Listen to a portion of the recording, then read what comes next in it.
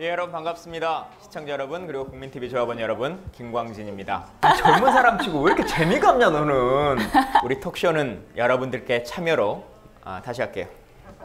여러분들의 혐오를 넘어서는, 그러고서 다시 해야 될 것 같은데. 잘하는 것도 많은데 김광진의 톡쇼를 만나주십시오.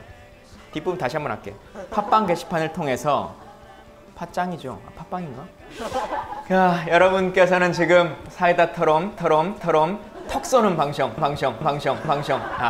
꼬이네요. 이게 다시 해야 되겠는데. 예. 즐겁고 유쾌하게 대화하겠습니다. 함께하고자 하는 마음만 들고, 단어가 틀렸네요. 제가 정말 좋아하고 존경하는 분입니다. 근데 잠깐만요. 이 귀의 소리가 너무 저한테 울려서 들려서 안 되겠어요. 그냥 다시 할게요. 우리 톡쇼는 시사 프로그램입니다. 반성하고 있어요. 페이스북의 톡쇼 페이지에 1000명의 친구가 참여한 공개 방송을 하겠다, 지금 이렇게 약속을 드렸는데 지금 한 950분 정도가 오셨어요. 그 말하는 순간 1000명이 넘었다고 하네요. 네, 그래서 약속대로 공개 방송을 하려고 하니까요. 기대해 주십시오. 자, 시작하겠습니다. 저 화면에서 끝에 자세히 잘 안 들으셨겠지만, 자 시작하겠습니다 이렇게 시작하긴 했는데 편집상의 그 뜻을 잘 이해를 못하는 것 같아요. 사실 저도 오늘 처음 본 영상이긴 한데, 그 톡쇼에 공개 방송에 누구를 모셨으면 좋겠냐라고 저희가 설문조사를 했어요. 그래서 남성 한 분, 여성 한 분 이렇게 이제 선택해 달라 이렇게 했는데, 여성 1등은 은수미 의원님이 차지하셨습니다. 예, 그래서 은수미 의원님이 오셨고요. 남성 1등은 안타깝게도 진성준 의원님이 아닙니다. 근데 제가 분명히 그 밑에 제 범위 밖에서 그 제 범위를 넘어서는 사람은 그 써주지 마세요 이렇게 했는데, 1등은 문재인이라고 나와가지고 제가 시킬 수 있는 범위를 넘어서는 분이어서 2등으로 뽑히신 분, 진성준 의원님 모셨습니다. 예, 톡쇼 공개방송 시작하겠는데요. 톡쇼 8번째 저희가 했는데요. 지난주 이석현 국회 부의장님까지 했는데, 그 중에서 가장 재밌게 보신 건 어느 프로셨어요? 자, 난 톡쇼 한 번이라도 봤다. 나는 한 번, 근데 봤다는 사람이 3분의 1이 안 되네요. 큰일 났네. 큰일 났네. 이쪽 멤버는 거의 한 번도 보지 않으신 분들이 왔네요. 어떻게? 예, 나는 한 번도 빠짐없이 봤다. 하나, 둘, 셋, 넷, 다섯. 일단 저 5분 중에서 나중에 제가 선물 드릴게요. 예, 감사합니다. 그 재미없는 방송을 그렇게 끊임없이 봐주신다라고 하니까 대단한 인내심을 갖고 사시는 분 같습니다. 원래 저희가 톡쇼가 사이다처럼 톡 쏘는 방송이라고 하는 게 컨셉이거든요. 근데 후기 게시판에 이렇게 달렸어요. 사이다처럼 톡 쏘는 방송인 줄 알았더니 수면제처럼 푹 잠오는 방송이다. 이렇게. 예. 자, 초대 손님 모셔놓고 제가 혼자 너무 얘기를 했네요. 예. 두 분 저랑 동일하게 어느 순간에 대한민국 공식 백수가 되신 분들입니다. 그래도 이분들은 나름 지역위원장이긴 해요. 저는 그조차도 못했고요. 저는 대의원도 아니에요. 이번 전당대회를 치르는데 대의원도 아니고 참 슬픕니다. 일단 예전에 진짜가 나타났다라고 하는 저희 당에서 했던 팟캐스트를 할 때 항상 소개할 때 당신들은 아니지만 유일하게 나는 진짜 지역위원장이다 라고 얘기하셨던 진성준 의원님. 안녕하세요. 뭐 한 말씀 좀 해주십시오. 요즘 근황은 좀 어떠신지. 저는 강서 목민관학교 교장 선생님으로 취임을 했습니다. 그렇기 때문에 백수는 아니고요. 급여가 나온가요? 급여는 없습니다만 그래도 할 일이 새로 생겨서 2개의 모자를 쓰고 있는데, 하나는 강서 목민관 학교장이고 또 하나는 비례대표 국회의원 공천받기보다 더 어려웠던 지역위원장이라고 하는 2개의 모자를 쓰고 있습니다. 그러니까 우리 김광진 의원님보다는 한결 나은 위치에 있는데 아까 저 소개할 때 나오는 저 그림을 보니까 이게 영락없는 MC더라고요. 뉴스데스크나 무슨 JTBC의 뉴스룸을 진행해도 손색이 없는 그런 자세였습니다. 그래서 머지않아 방송에 진출하지 않을까. 이미 방송을 톡쇼라고 하는 방송을 진행하고 계시지만 공중파 혹은 종합편성 채널에 등장하게 될 것 같다. 이런 기대를 갖게 됩니다. 반갑습니다. 예. 제가 많은 사람들한테 듣는 말 중에 하나가 다 괜찮은데 재미가 없다 너는 라고 하는 그 비난이 많은데요. 초대 손님이 걱정이 됩니다. 저보다 더 재미는 그렇게 많지 않은 분이긴 해서 예. 그런데 잘 재밌게 봐주시길 바라겠고요. 두 번째 손님 말씀드리겠습니다. 은수미 의원님 하면 뭐 여러 가지 생각들 많이 나실 것 같은데 뭐 필리버스터에서의 모습도 떠오르고 하지만 그 요즘은 더 유명한 짤은 필리버스터 사진보다 그 춤출 때 머리 이렇게 딱 넘어갔던 그 짤이 훨씬 더 기억에 생생하게 남는 것 같습니다. 요즘 어떻게 지내십니까? 예, 우선 인사 다시 한번 드릴게요. 반갑습니다. 아자. 그 사진 그 옷, 그러니까 그 사진에 입었던 이 기호 2번 이렇게 쓰여 있는 은수미 옷을 얼마 전에 경매에 붙였었어요. 지금 현대자동차 그 양재역 본사 앞에서 유성기업 노동자 친구들이 현대자동차의 노조 파괴에 맞서서 계속 이제 항의를 하고 계셔서 마침 바자회를 한다 그래서 그럼 뭘 도와드릴까 하다가 바자회로 처음에 이제 그 옷을 내놨는데 그 바자회가 보통 가격 단위가 3,000원, 5,000원이래요. 3,000원, 5,000원은 좀 그렇다 싶어서 그러면 우리끼리 한번 경매를 해볼까요? 해가지고 그 잠깐 그 지난주에 경매를 해가지고 40만 원에 팔아드렸습니다. 근데 더 재미있었던 것은 미국 유타주에 계시는 분이 사가셨는데 37만 원까지인가 나왔어요. 마지막 데드라인에. 근데 그분이 유타주가 우리나라하고 시간이 다르니까 시차 때문에 뭐 5분 전인가 알람을 맞춰놓고 주무셨다가 알람 깨자마자 일어나서 지르신 거예요. 그래가지고 그분이 가져가셨고 그분께서 만약 당신을 한국으로 초대를 해주면 그 옷 입고 오겠다 그래가지고 제가 재선 돼서 초대를 하겠노라라고 예. 예, 약속을 드렸습니다. 예, 여러분 만나 뵈느라고 한 전국적으로 요즘 돌아다니고 있고요. 월 한 10개에서 12개 정도 강의를 하는 것 같아요. 강의를 뭐 하느냐면 우리 함께 혁명을 합시다 이런 말을 하면서 강의를 하고 있고요. 꽤 인기 좋습니다. 그래서 열심히 살고 있습니다. 정말 여러분 만나서 반갑고 사랑합니다. 은수미 의원님은 어디 경매할 때도 그 입었던 옷을 그 유명한 사진에 나온 옷을 경매에 붙이시는 분이잖아요. 그래서 옷에 대한 이 관심이 높으셔가지고 저희가 이 톡쇼 공개 방송한다고 포스터를 이 웹잡으로 올렸더니 그 웹잡어에 있는 옷을 입어야 되는 줄 알고 웹잡어와 똑같은 옷을 찾아가지고 입고 오셨습니다. 예, 다시 한번 박수 주십시오. 낙선한 의원으로 사는 방법들은 여러 가지가 있는 것 같아요. 근데 그래도 여기 계신 분들은 뭐 방송도 나가고 강연도 하고 목민관 학교 뭐 교장도 하고 뭐 이렇게 일종의 벌이를 구하면서 사시긴 하는데 정치라고 하는 것 이렇게 쭉 해보시다가 내가 재선이 됐으면 하는 순간들이 울컥울컥 생길 때가 좀 있잖아요. 당선이 됐었으면 했던 생각들 가끔 뭐 이런 것도 예를 들면 진성준 의원님 저랑 이제 국방에서 4년 같이 있었는데 요즘 사드라고 하는 게 엄청 현안이잖아요. 그러면 뉴스 보고 뭐 할 때마다 저 사람들이 왜 말이 저렇게밖에 못하나 내가 하면 멋지게 질의할 텐데 라고 하는 생각 잘 안 드십니까? 아니 글쎄요. 그 우리 김광진 의원님은 어쩌실지 모르겠는데 사실 떨어지고 나니까 막 부끄럽고 죄송해서 이렇게 국회 근처나 이런 데 가기가 참 어려워지고 또 자연스럽게 정치 뉴스 보는 것도 조금 꺼려지더라고요. 그래서 다 잘 하시겠거니라고 믿고 있고 특별히 이렇게 관심을 두지 못했어요.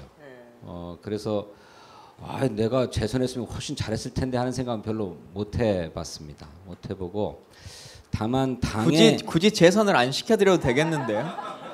다만 당에서 사드 배치에 대해서 이른바 전략적 모호성이라고 하는 입장을 취하는 데 대해서는 저 무슨 말도 안 되는 소리를 하는가. 이를테면 한국과 미국이 사드를 한반도에 배치하기로 결정을 하지 않고 미국이 계속해서 사드 배치 운을 띄운다고 하면 우리 정부나 정치권의 입장은 뭐 전략적 모호성을 유지할 수도 있다고 생각합니다.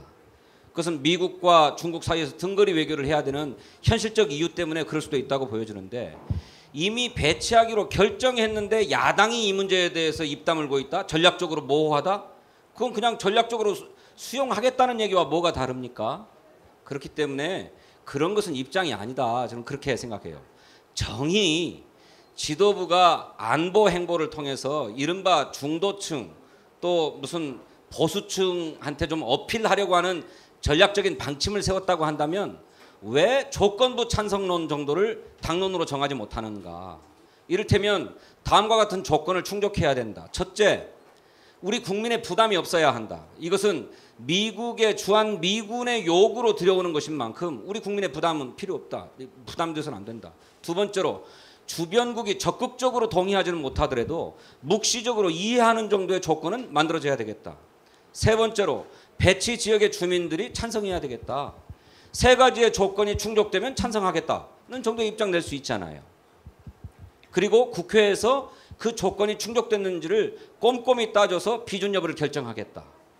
저는 이런 정도라고 하면 지도부의 보수적인 입장 속에서도 얼마든지 사드에 대해서 합리적인 입장이라고 정리할 수 있다고 보여져요. 그런데 이것을 전략적 모호성이라고 하니까 모르겠습니다. 제가 현역 국회의원이 되었다고 해서 그런 지도부의 입장을 이렇게 정리할 수 있었겠는가? 뭐 자신은 없지만 저는 지도부가 그런 입장을 취할 때 퍽 안타까웠다 하는 소회를 말씀 올리겠습니다. 예, 안 물어봤으면 참 가슴 아팠을 것 같아요. 예, 나중에 진짜 안보에 한번 모셔가지고 더 얘기를 들어봐야 될 것 같습니다.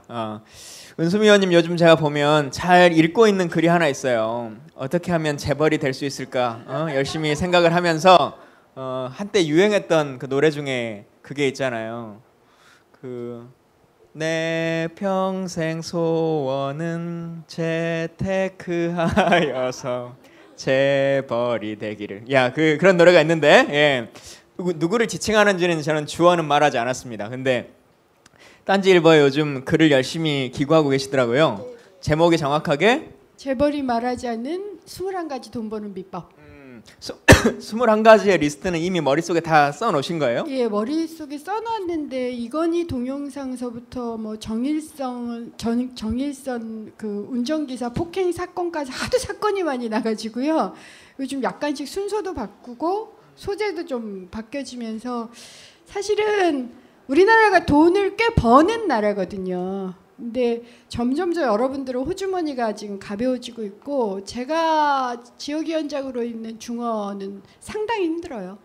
사실은 오늘도 이제 미장원 가서 또 그리고 수다도 떨고 지하철 타고 같이 수다도 떨고 하는데 정말 힘들다라는 말씀들 많이 하세요. 그 주요한 이유가 지금 재벌이 지나치게 많은 돈을 빨아들이고 있고 사실은 어떻게 하면 그것을 빨아들이는지 아주 꼼꼼하게 그러니까 뭐 세습으로 혹은 뭐 횡령 배임 뭐 이런 것들은 많이 아시는데 정말 어떻게 깨알같이 돈을 가져가는가를 제가 지난 4년간 어쩌다가 이제 알게 된 거죠. 제가 주로 비정규직이나 하청 그 분들하고 많이 대화를 하게 되고 그 문제를 해결하기 위해서 노력하다 보니까 알게 돼서 그 자료를 딴지일보에 게재를 하고 있고 마침 출판사에서 관심을 보이셔서 게재 끝나면 책으로 나온가요? 예, 책으로 집필하기로. 근데 재벌이 돈 버는 법은 우리가 책으로 읽어봐야 돈을 벌 수 있는 방법이 없고 저희 같은 사람이 어떻게 좀 아껴서 돈을 벌 수 있는 방법은 뭐 노하우가 없습니까? 제 생각에는 제가 중원분들하고도 그런 얘기를 하는데 그 대선에서 일단 이기고 첫째 첫째 이겨가지고 이기고, 예. 뭐 그것이 기본소득이 될지 사회보장이 될지 기본적으로 좀 돈의 재분배가 제대로 이루어지게 하는 정권을 만드는 것. 그래서 최소한 우리나 혹은 우리 아이들만이라도 평등한 사회 속에서 살게 되면 그게 우리의 희망이 아닐까. 우리가 뭐 특별히 제가 여러분들하고 같이 얘기를 해봐도 그렇고 저도 특별히 제가 쓰는 것 이상의 돈을 벌기를 원하지는 않거든요. 근데 그냥 사람으로서 태어나서 죽을 때까지 존엄하게 살 수 있는 돈을 벌려면 좋은 정치를 만들어야 된다. 그래서 곧 두 번째로 제가 하는 게 어떻게 하면 좋은 정치를 만들 수 있는가를 가지고 요즘 이제 특강을 하고 있고 연말까지 본격적인 정치 강의 좀 프로그램 만들어서 내년에는 오픈을 할까 해요. 예. 그 제가 오늘 오면서 진짜 시중에서 구하기 어려운 절판돼 가지고 도저히 팔리지 않는 책 중에 하나가 7분의 전투라는 책이 있는데요. 예. 그 책 10권을 들고 왔어요. 그래서 질문해 주시거나 뭐 이렇게 응답하시면 예. 이게 내용이 좋지는 않은데 구하기가 어려운 책이라는. 그래서 최근에 그 영풍문고 같은 데 보면 중고책 파는 데 있잖아요. 어떤 기자분이 그 사진을 찍어가지고 저한테 보내주셨어요. 이 책 있다고. 근데 그 책 바로 옆에 박근혜 대통령이 쓰셨던 책이 있는데 제 책이 200원 비싸다고 중고 가격인데 그 사진을 딱 찍어가지고 보내주셨더라고요. 예. 나중에 영풍문고 그 중고 서점에 좀 저렴하게 파시던 책이니까요. 질문 있으실 때 손 잘 들어주세요. 두 분께 오늘 저 혼자 얘기할 생각은 아니고 여기 오신 분들이 좀 얘기를 더 많이 나눴으면 좋겠다는 생각이 드니까 뻔하게 궁금한 거 말고 여기 오신 두 분에게 진짜 나 이 말은 꼭 해보고 싶었다 하고 싶은 얘기 있다라고 하시는 분 있으시면. 뻔하게 궁금한 것도 괜찮아요. 아 그래요? 예. 은수미 의원님한테 좀 부탁드리고 싶은 게 있는데요. 그 성남하고 이 서울하고 그 심야 버스를 좀 추진을 해주셨으면 하는 부탁을 드리고 싶어서요. 예, 거기에 대해서는 제가 간단하게 대답을 하겠습니다. 지금은 안 됩니다. 왜냐하면 서울시가 공영버스 체계를 가지고 있잖아요. 아니, 그러니까 서울시 버스 체계, 버스 시스템하고 경기도 버스 시스템이 달라요. 그래서 중원이나 분들의 요구사항이시기도 해요. 그게 왔다 갔다가 안 되고 꽤 멀거든요. 그런데 이 서울 버스가 현재 어쨌든 그 체계가 달라가지고 이게 막혀 있는데요. 어쨌든 경기도지사님하고 서울시장님하고 성남시장님 붙들고 좀 시스템을 통합시키는 방식. 경기와 서울. 버스 회사가 결정할 문제는 아니에요. 아닙니까? 그렇지 않아요. 이건 서울의 버스 체계가 경기도하고 다르기 때문이에요. 서울이 공영제를 실시하고 있어서 다른 데는 안 하고 있거든요. 성남시장, 경기도지사, 서울시장님께서 버스 체계에 대해서 통합 시스템을 만들어야 돼요. 이게 아마 그게 시장님들 사이에서 가능할 문제일런지는 더 검토를 해봐야 되겠지만 저 역시 그걸 절감하고 있기 때문에 적극적으로 노력을 해보겠습니다. 예, 여러분 뒤를 이렇게 돌아보시면 그런다고 돌아오지 마세요. 경찰 추산으로 한 80명 정도 오셨고 주최 측 추산으로 한 200분 정도 오셨습니다. 자, 요즘 근황 얘기 잠깐 이렇게 들어봤는데 벌써 20분이 지나갔어요. 근데 요즘 또 이제 전당대회가 있고 하지 않습니까? 제가 요즘 느끼는 것 중에 하나가 참 인생 새옹지마다라고 하는 것 중에 하나가 아까 그 지역위원장 이 말씀하셨는데 저희 당은 당원 당규에 현역 국회의원과 지역위원장은 선거 캠프에 이름을 올릴 수가 없어요. 그래서 이 능력 있는 이 분들을 많이 있어도 그분들이 선거 캠프에 어떤 직을 맡을 수가 없는 거예요. 공개적으로 선거 운동을 할 수가 없는. 그래서 그 김종인 대표 체제에서 컷오프 되고 지역위원장 안 되고 하는 그 몇몇 사람들만이 캠프에 이름을 올릴 수 있는 거죠. 김광진, 정청래, 전병헌, 뭐 최재성, 노영민 딱 이 5명밖에 캠프에 참여할 수 있는 사람이 없어가지고 요즘 제가 몸값이 많이 좀 올라갔습니다.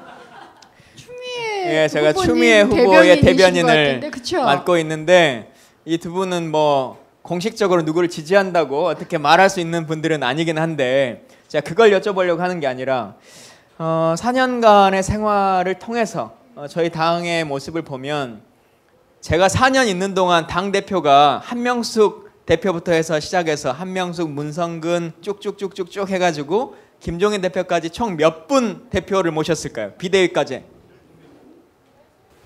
예, 정답. 나중에 책 찾아가세요. 13명, 4년간 13분의 대표를 제가 모셨습니다. 참 당이 이렇게까지 어떻게 보면 혼란, 어떻게 보면 중심이 없는 일들이 계속 벌어졌는데, 새로운 당대표가 누군가가 생긴다면, 뽑혀진다면 지금 4명의 후보 중에서 이런 것은 조금 꼭 해줬으면 좋겠다, 당의 운영은 이렇게 바뀌어 나가는 사람이 됐으면 좋겠다 라고 하는 제안 하나씩 좀 해주시면 좋겠습니다. 은섬 의원님부터. 저는 당이 모르겠습니다. 당이 얼마나 나아질지 알 수가 없고요. 사실은 아마 여기 계신 분들도 제1야당이 정말 지속될 가능성이 있나, 우리나라 정당 정치가 있나, 이런 생각을 하실 텐데 저도 비슷한 생각을 가지고 있는데, 어찌 됐든 간에 저는 항상 부탁드리는 게, 모든 걸 다 잘할 수는 없지만 저는 정치는 약자의 편에 서는 거라고 생각해요. 그러니까 어떤 의미냐면, 여기 계신 분들도 그렇고 저도 그렇고 세상에 태어나서 한 번 이상은 약자가 되거든요. 어릴 때는 무조건 약자고, 그다음에 나이 들어서도 여러 가지 이유로 약자가 되면 언제나 권리를 박탈당하게 돼 있어요. 어떤 형태로든. 바로 그것 때문에, 그러니까 저성과자라는 이유로 박탈될 수도 있고, 혹은 지잡대 나왔다고 박탈될 수도 있고, 여러 가지 이유가, 알바라는 이유로.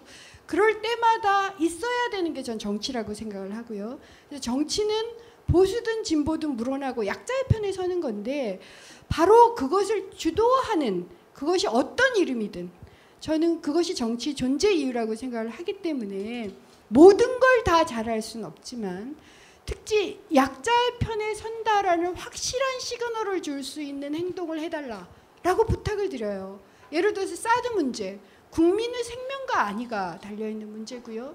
세월호 문제, 제가 김영란법 통과된 것에 대해서 페북에 이런 글을 남겼는데, 저는 김영란법 통과를 찬성을 합니다. 하지만 정말 가슴 아팠던 것은, 기간제라는 이유로, 기간제 교사님이 기간제라는 이유로 순직 인정이 안 되지만, 세월호 사건 때 말씀드립니다. 그렇지만 기간제 교사님들은 교사라는 이유로 김영란법은 적용이 돼요. 의무는 다 해야 되는데 왜 권리를 다 못합니까? 예를 들어서 우리가 비정규직이라고 국방 의무를 반만하는 건 아니잖아요. 그런 문제에 대해서 저는 약자가 약자에게 의무를 강요하려면 그 권리에 대해서도 존엄함을 보장해 줄 수 있는, 적어도 그런 신뢰를 줄 수 있는 정치 집단으로서의 정체성을 가져달라고 반복적으로 부탁을 드리고요. 저 역시 그것을 위해서 노력하겠다라는 말씀을 꼭 드리고 싶습니다. 예. 추미애 후보의 대변인으로서 은연중에 누군가를 지칭해 주기를 바랬지만 들어봤더니 별로 딱 누군가가 떠오르지는 잘 않네요. 추미애 당대표 후보님께도 꼭 말씀을 제가 전달해 잘 주세요. 전달하겠습니다. 예. 자, 우리 진성준 의원님의 별명이 몇 가지 있는데, 불꽃남자라고 하는 이름과 어울리시나요? 불꽃남자라고는, 예, 어울려요? 어울린다고 생각하시는 분. 예. 뒤에는 별로 관심이 없는 분들이 많이 오신 것 같아요. 예. 그리고 두 번째는, 불꽃남자는 상임위에서 주로, 상임위 사람들이나 아니면 군인들이 많이 부르던 별명 중에 하나 불꽃남자고, 언론에서 또 많이 나오는 것 중에 하나가 문재인의 호위무사, 예, 라고 하는 별명으로 많이 불리는데, 이번 당대표가 결국은 대선을 준비하고 관리하고 또 그 선거를 치르는 분위기도 할 것 같아요. 연관해서 하여튼 어떤 분들이 좀 뽑히면 좋겠는지, 혹은 당은 이렇게 좀 바뀌었으면 좋겠는지 제안 좀 해주시면 좋겠습니다. 네, 저는 당 대표와 대통령 후보 사이에 전략적인 역할 분담이 필요하다고 생각합니다. 다시 말해서 당 대표는 우리의 전통적 지지층을 공고하게 결속시키는 데 최선을 다해야 된다. 그런 점에서 당의 가치와 원칙, 노선을 아주 견결하게 견지해야 된다고 생각해요.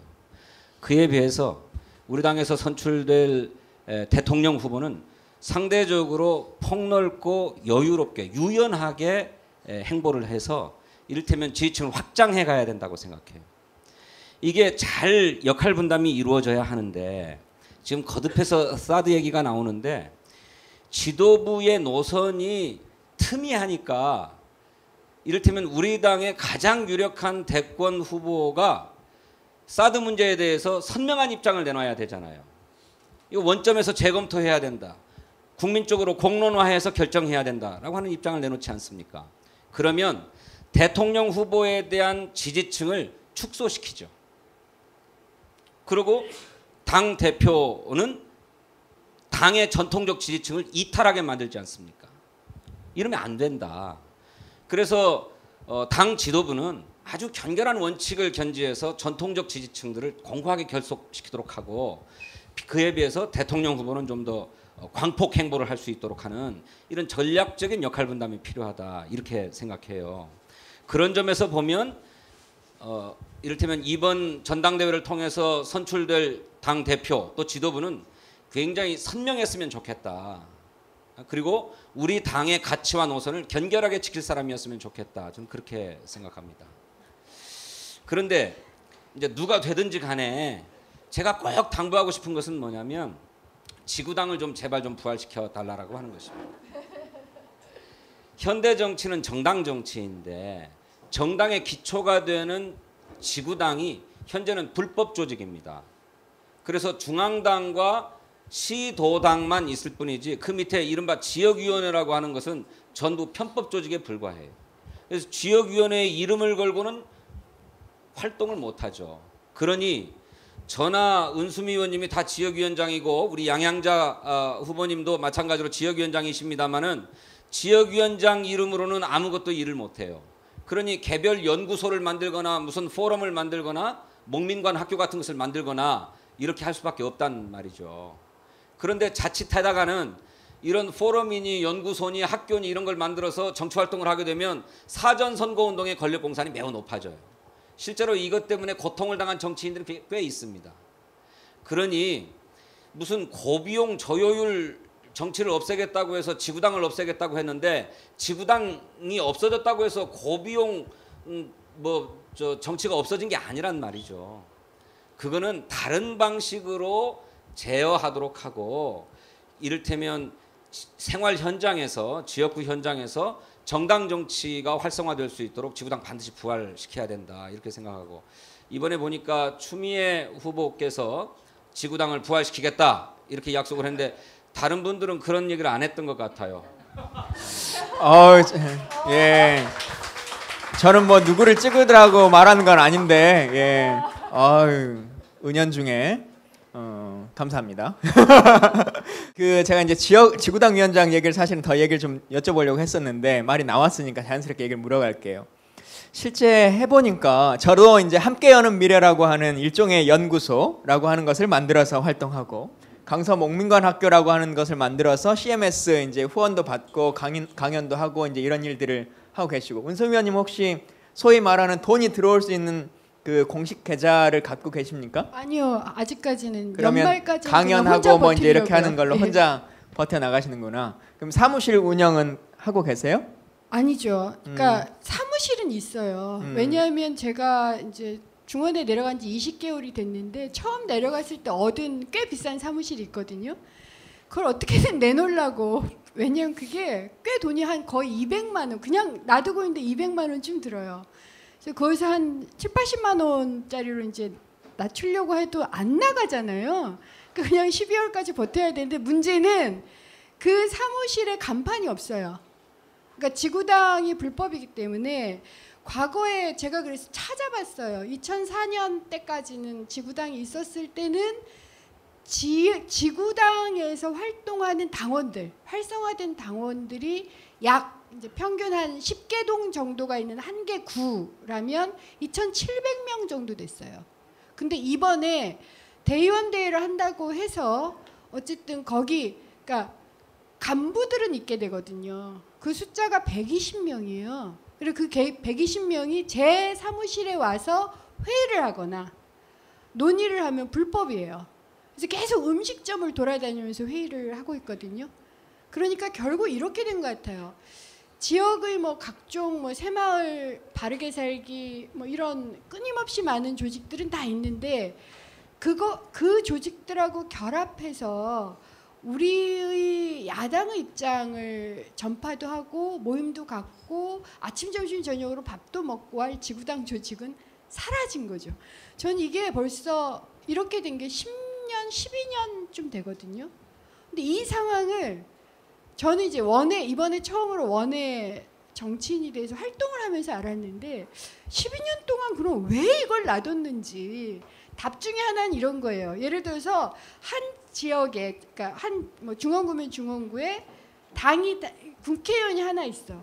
그럼 지구당을 불법으로 하면 타 경쟁자가 아무것도 할 수가 없게 되거든요. 그것 때문이었다라는 얘기도 있고, 어쨌든 10여 년 이상 사실은 당 조직이 사라져서 지역에 내려가 봤더니 거의 국회의원 사조직이라고 생각하시면 돼요. 그 방법밖에 없어요.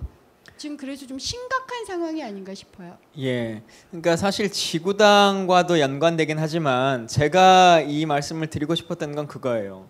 사실 여기 계신 분들 당원이신 분도 있고 혹은 뭐 다른 당의 당원이신 분도 있고 할 텐데 뭐 정의당이든 녹색당이든 어느 정당이든지 간에 당원으로서 할 일이 없잖아요.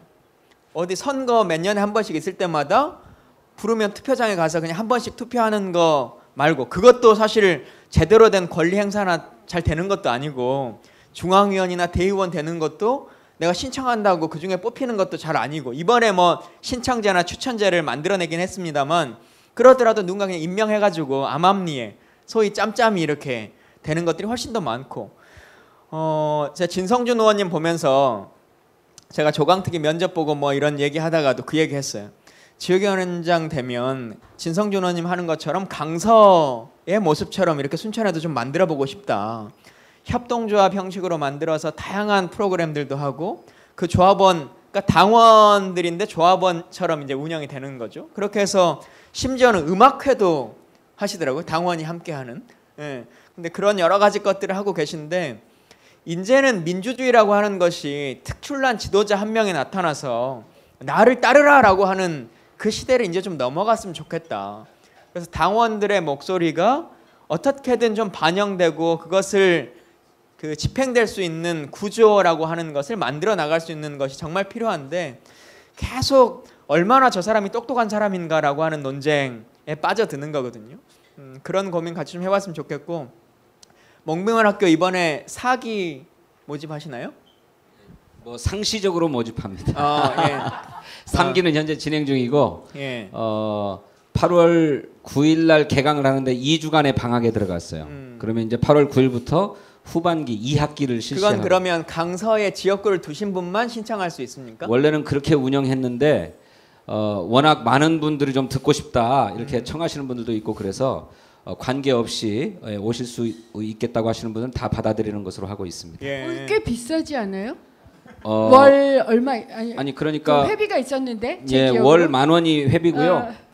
이거는 목민관학교 수강료와 별개로 뭐 3기든 4기든 5기든 계속 이어지는 강의에 선택적으로 자유롭게 듣고 싶다 하시는 분들은 회원에 가입해서 선택적으로 들으시면 되고, 나는 기수에 포함돼서 정규 강좌를 이수하고 싶다, 총 10개 강좌를 하게 되는데 이분들은 수강료 10만 원을 내고 강의를 들으십니다. 예, 제가 그걸 보면서 아, 진성준 의원님이 진짜 문재인의 호위무사구나 이렇게 느낀 것 중에 하나가 그 강서 목민관학교의 강사로 문재인 후보가 오시더라고요. 예.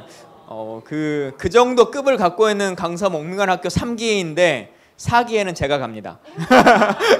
그러니까 여러분 4기 모집 때도 많이 좀 와주시고, 진짜 있어 보면 후원이라고 하는 것이 참 절실할 때가 있어요. 결국은 돈이라고 하는 것이 있어야 다른 것에 눈치 보지 않고 여러 가지 일들을 할 수 있는데, 정치인 생활 해보니까 이런저런 돈의 유혹이라고 하는 거 있으려면 있을 수 있습니다. 그게 뭐 저희 같은 사람한테는 사실 줘봐야 돈 받았다고 기자회견 할 것 같으니까 막 큰 돈은 잘 안 줘도 조금씩은 어떻게 주려고 하는 사람들도 있고 뭐 이런 사람들이 있잖아요. 근데 그런 걸 뿌리치고 거부하고 할 수 있는 것은 내가 이 돈 안 받아도 나 충분히 운영할 수 있고 정치할 수 있다라고 하는 것에 그 당당함이 있어야 되거든요. 제가 항상 자랑하는 것 중에 하나, 제가 진성준 의원님은 그 뱃살 없다고 하는 것을 항상 자랑하시는데 저한테, 저는 특출나게 자랑할 수 있는 게 하나 있습니다. 저는 소액 후원자가 진짜 많은 정치인이었어요. 정치인들이 1년에 1억 5천만 원을 후원할 수 있는, 후원금을 총 받을 수 있는데 저희 행정비서가 선관위에 서류를 들고 가면 선관위가 절대 쳐다보지 않고 무조건 통과를 시켜줬어요. 왜냐하면 1억 5천만 원의 후원금인데 영수증 발행해주는, 입금해준 분의 총 인원수가 1년에 3,600명이거든요. 근데 1억 5천 다 채우셨어요? 저는 다 채웠죠. 전요 필리버스터 전까지 1억 원을 채운 적이 없어요. 예. 그 굉장히 무능력했었던 거. 제가 그래서 갑자기 필리버스터 예. 하고 나서 통장이 갑자기 꽉 차가지고 어. 너무 놀랐었어요. 제가 국방위원회에 초선의 비례인데 그래도 꼬박꼬박 잘 채웠습니다. 정말 인기 예. 많으셨네요. 예. 여기 계신 분들이 그 도와주셔서 그 힘으로 사실은 잘 정치를 해왔던 것 같아요. 그것 때문에 할 말도 하고 누가 뭐라 그래도 난 내 방식대로 그냥 얘기하고 살련다라고 하는 것으로 버텼는데 의원에서 딱 떨어져 보니까 그 3,600명에서 그래도 내가 하면 한 10%는 들어오겠지 생각했는데 1% 정도 들어오는 것 같아요. 예. 그러니까 여러분들 함께하는 미래에 많은 후원 회원으로 가입해 주시기를 부탁드리겠습니다. 예. 그리고 저만 가입하지 마시고 일단 진성준 의원님은 강사 목민관학교 이곳에 함께 가입해 주시고 활동도 많이 해주시는 게 좋아요. 사실 두 가지를 도와줄 수 있는 거잖아요. 첫 번째는 돈으로 도와줄 수 있고 두 번째는 함께 하고 있다라고 하는 그것으로 도와주시는 거거든요. 행사에 참여도 해주시고 예를 들면 김광진이 톡쇼 공개 방송한다 이렇게 했는데 한 7명 왔다고 생각해 보세요.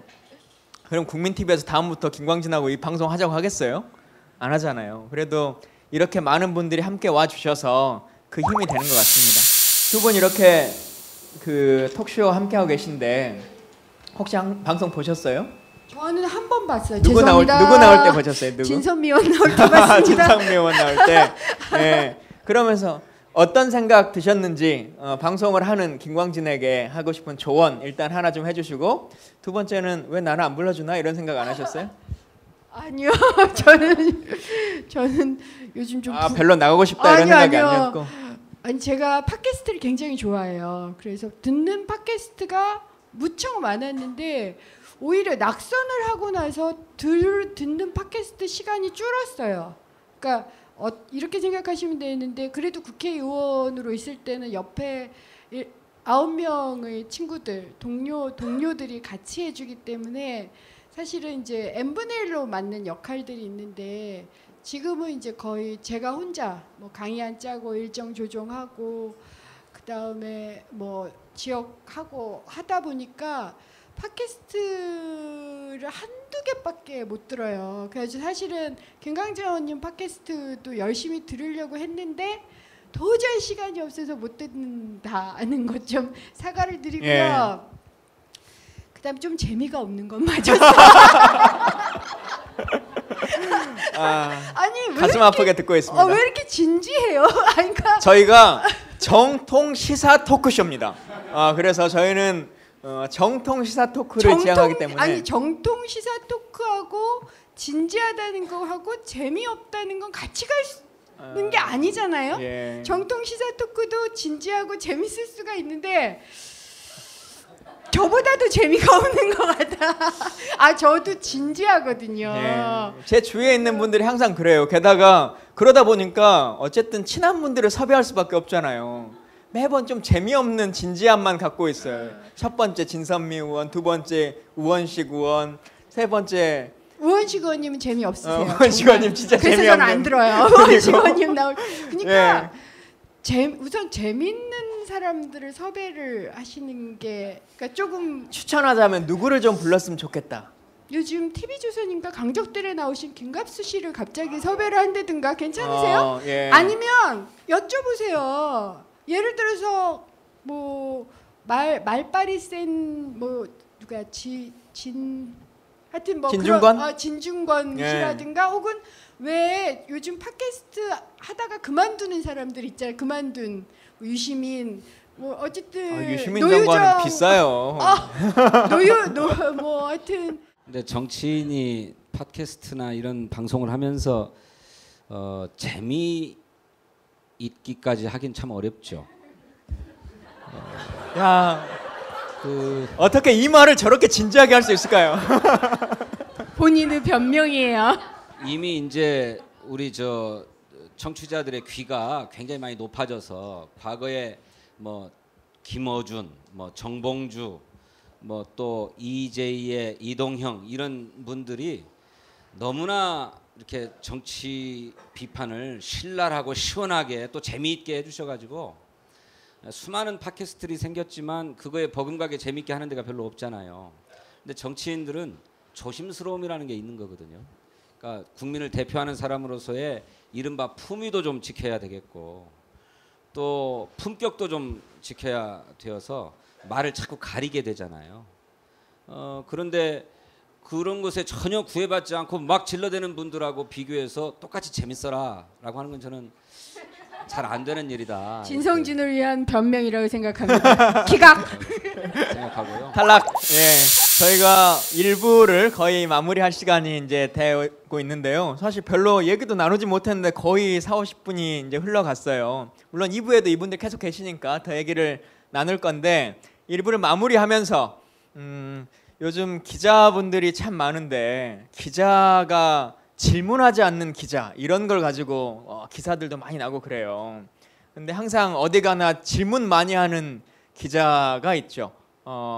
우리 국민TV에서 더 IM피터를 방송을 같이 하고 있고 한데 저쪽에 우리 국민TV 얼굴을 담당하고 있는 김종훈 기자에게 마이크를 넘겨서 두 분께 한 가지씩 질문해 주시는 시간 갖도록 하겠습니다.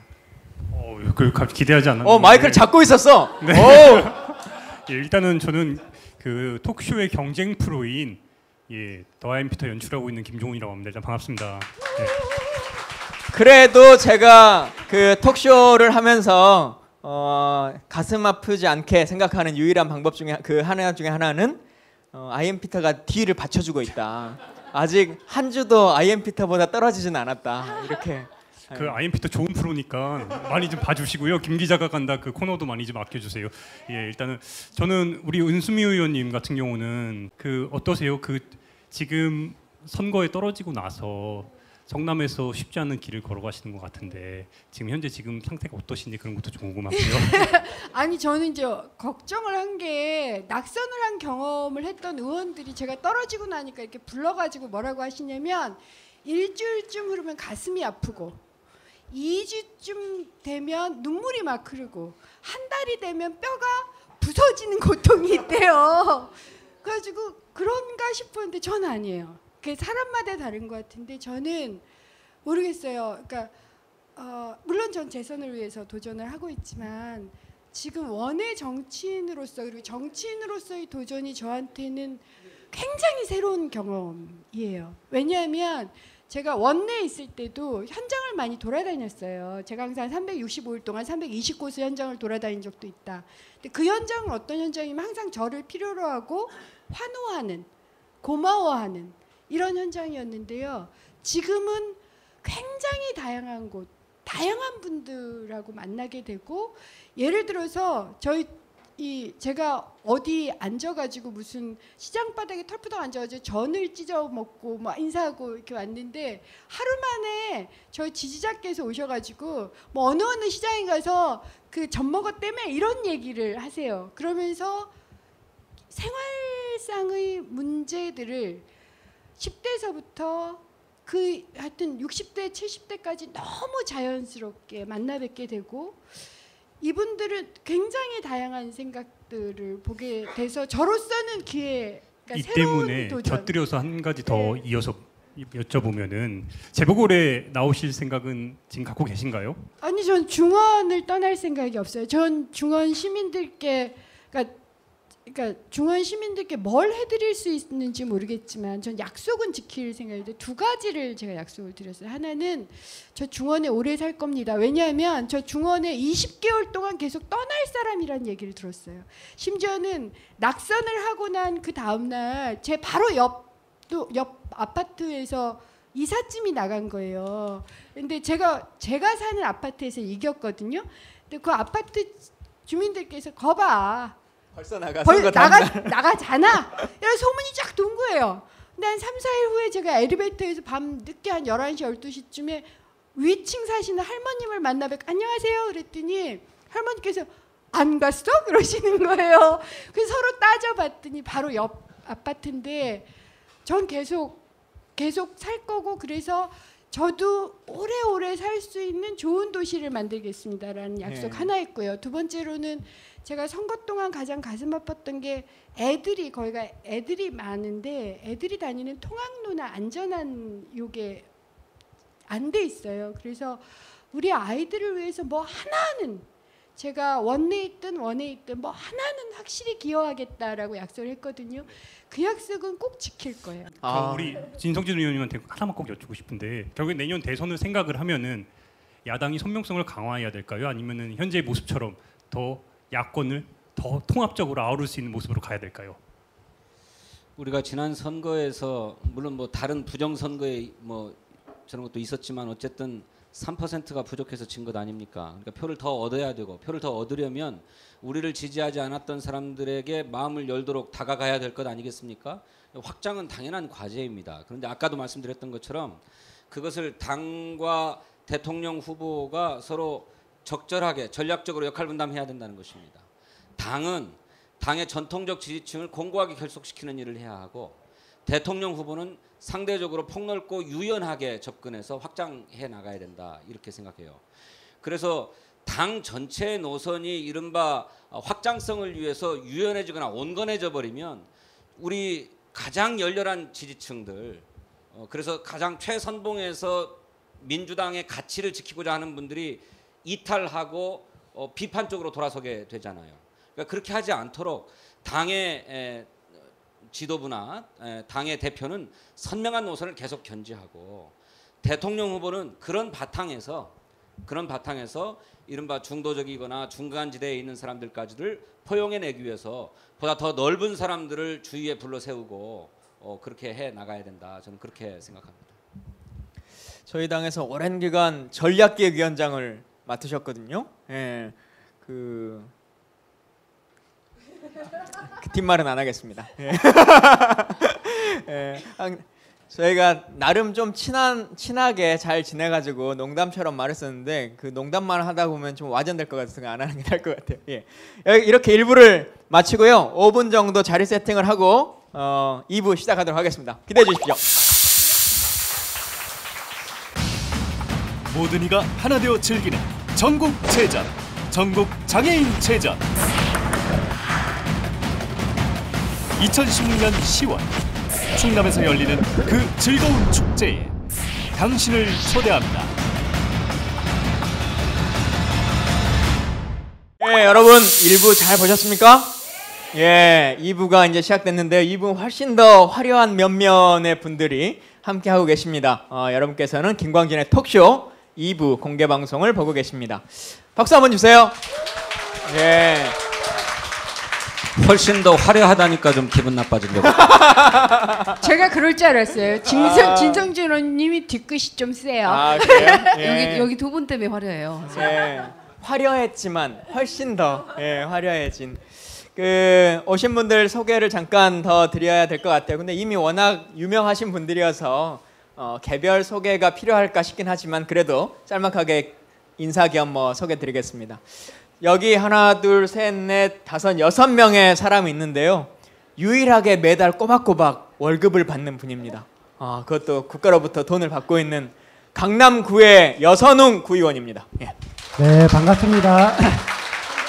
네, 강남구 의원 여선웅입니다. 오늘 세 번째 국민TV 이렇게 출연하게 되는데요. 다시 한번 국민TV 관계자 여러분께 감사의 말씀을 드립니다. 반갑습니다. 네. 저한테 감사하셔야 됩니다. 네, 섭외는 우리 김강진 의원님께서. 네. 예.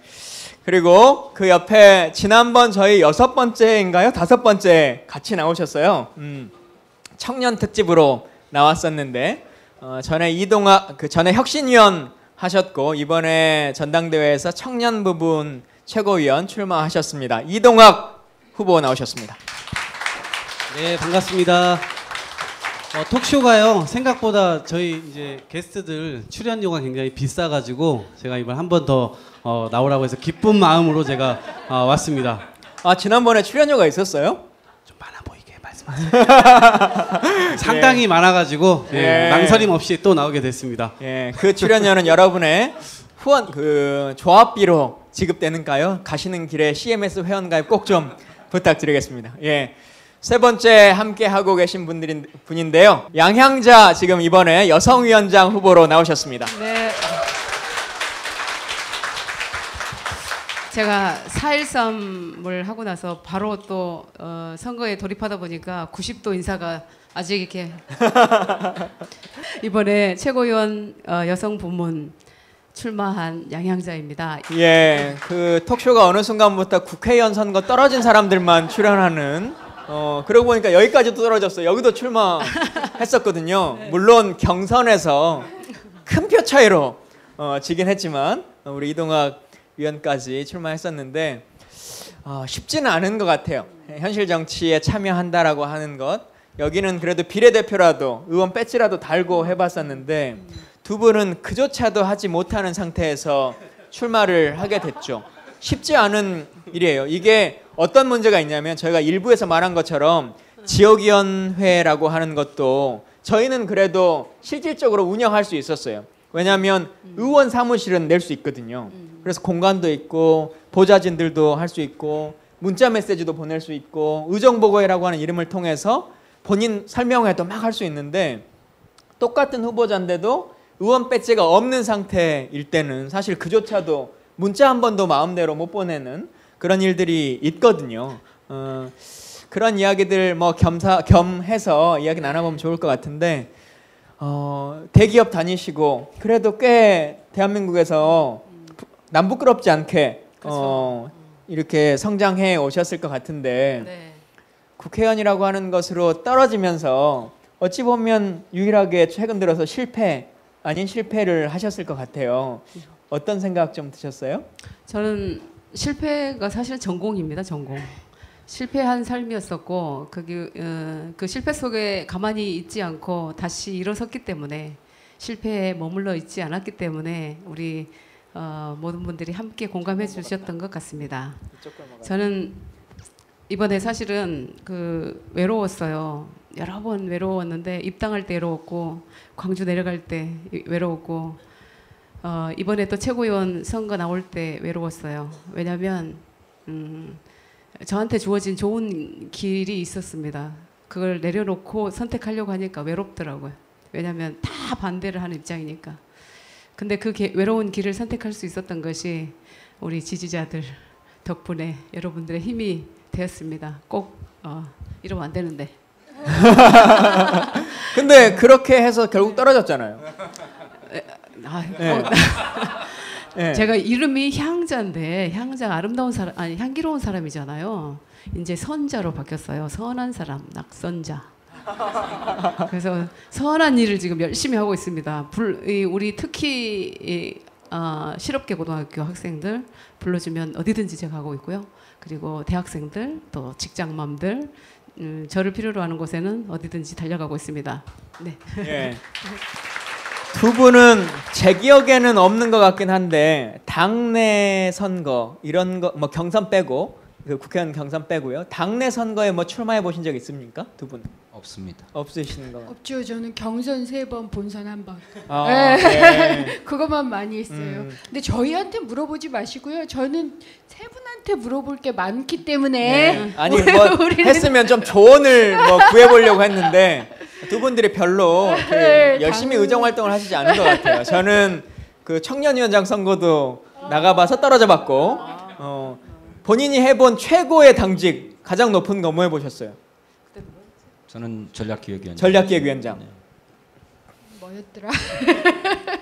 아니요, 저도 당직이 있었어요. 누구나 네. 뭐 많이 하는 예. 무슨 부자 붙은 거 말고. 예, 부자 붙은 아, 붙자 붙은 거. 예. 전 그래도 전직 최고위원까지 해봤던 사람입니다. 예.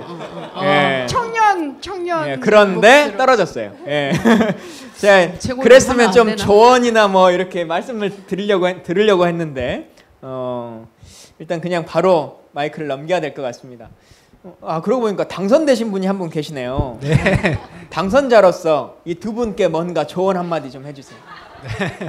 지역구 선거랑 이제 당내 선거랑 굉장히 많이 다른데 우리 지금 어쨌든 전국 선거라서 오히려 지역 선거보다 더 어렵습니다. 지금 뭐 양양자 후보님 같은 경우에는 광주, 부산 뭐 이렇게 전국을 누비시고 있고 그리고 이동학 후보도 마찬가지인데 어쨌든 짧은 기간 내에 우리 당원분들의 마음을 얻어야 되기 때문에 좀 더 어려우실 거예요. 어쨌든 가장 먼저 이동학 만나고, 후보가 당선될 것 같습니까? 당선됐으면 좋겠습니다. 양양자 후보는 당선될 것 같습니까? 양자 후보는 좀 큰 차이로 이기지 않을까. 오. 네. 예. 왜냐면은 그 최근에 이제 그 뭐 출마 선언 25일 날에 하셨는데 그 이후로 뭐 SNS나 온라인에서 반응이 조금 뜨거운 걸로 알고 있거든요. 그래서 누차 말씀드리지만 저희는 다음 주에는 유은혜 후보를 모셔서 얘기를 들으니까요. 오늘은 또 오늘대로 이렇게 생각해 주시면 좋겠습니다. 자, 여성위원장에 나오셨으니까 첫 번째는 여성분들에게 발언권을 하나 좀 드릴게요. 그래서 어떤 걸 묻고 싶은지 하고, 두 번째는 저희 당은 청년이라고 하는 기준이 45세까지로 되어 있거든요. 만으로 45세. 남자와 여자 상관없습니다. 그래서 두 번째 질문을 하실 분은 청년, 그러니까 45세 이하의 분 중에 한 분께 질문을 드릴 권한을 드리겠습니다. 첫 번째, 여성 중에서 이 질문 꼭 하고 싶다 하시는 분. 안녕하세요. 네, 저는 양양자 후보님 보니까 그 유리천장을 깬 대표적 인물 이렇게 생각이 들잖아요. 그래서 지금 한국 사회에 만연해 있는 여혐과 남혐의 이런 대결 구도가 정말 문제가 된다고 생각을 하는데 이 문제에 대해서 어떻게 다들 생각을 하시는지 얘기를 들어보고 싶어요. 전체 다. 아니 일단 양양자. 네. 사실은 제가 그 가장 힘들다는 보수 삼성그룹에서 임원이 되기까지는 너무너무 힘들었어요. 사실은 혐오를 너무너무 많이 받았고 실제로 제가 임원 되기 전에 저는 임원 될 거라고 생각을 한 번도 안 해봤어요. 왜냐하면 당연히 안 된다고 했기 때문에. 그리고 이렇게 말씀하신 분도 있었어요. 삼성이 어떤 회사인데 고졸을 임원을 시켜요. 이렇게 얘기하신 분도 있었어요. 그 혐오는 어디서 오냐면 남녀가 평등하지 않다라는 것에서부터 출발을 해요. 그런데 보세요. 우리 지금 20살부터 20살부터 40살까지 특히 여성의 경우를 저는 얘기를 할게요. 그 시기가 너무너무 중요한 사회적으로 이 자리를 잡고 내 역량을 충분히 발휘할 그 시기에 우리 여성들은 어때요? 아이 낳고 키우고 너무너무 이퀄하지 않는 상황이잖아요. 근데 너무너무 이퀄하지 않는 상태에서 똑같은 성과를 내라고 해요. 지금 우리나라는. 그럼 여성이 어떻게 해야 돼요? 지독해질 수밖에 없어요. 그러다 보니까 지독하게 못하는데 자꾸 남성들이 보는 시각으로 보면 여성들은 약해 보여요. 그리고 또 열심히 하는 친구는 또 독해 보여 또. 이래저래 싫은 거예요 이게. 이게 이퀄하지 않은 상황에서는 이 여성이 그냥 이 기피 상대로 보일 수밖에 없어요. 저도 그랬거든요. 무슨 저런 사람이 다 있어. 저런 독한 사람이 다 있어. 뭐 이렇게 그런 말을 듣고 살았기 때문에 평등하지 않은 상황에서 혐오증이 올 수밖에 없습니다. 그래서 저는 여성이 여성이라는 생각을 안 하게끔 만드는 게 제가 사실은 목표예요. 근데 어쨌든 남성 여성이 평등한 사회가 될 때 혐오는 없어진다. 남협이든 여협이든 여혐이든. 많은 사람들이 궁금한데 잘 못 물어보는 것 중에 하나 제가 질문 드릴게요. 삼성의 임원이었으면 연봉은 얼마나 받으셨습니까? 연봉이요? 적어도 국회의원들이 받았던 것보다는 수배에서 수십 배까지 받아요. 근데 저는 그걸 다 내려놨습니다. 지금 7개월째 백수인데요. 제가 관리하는 집이 7개나 돼요. 사무실하고 집하고. 지금 여기 광주에 집 있죠. 사무실 있죠. 우리 여기 위에 살았던 집 있죠. 우리 아이들 있죠. 어머님 집 있죠. 또 여기 사무실 있죠. 엊그저께 여의도에 하나 더 생겼습니다. 캠프. 그래서 이거 파산할 것 같아요. 후원 부탁드립니다.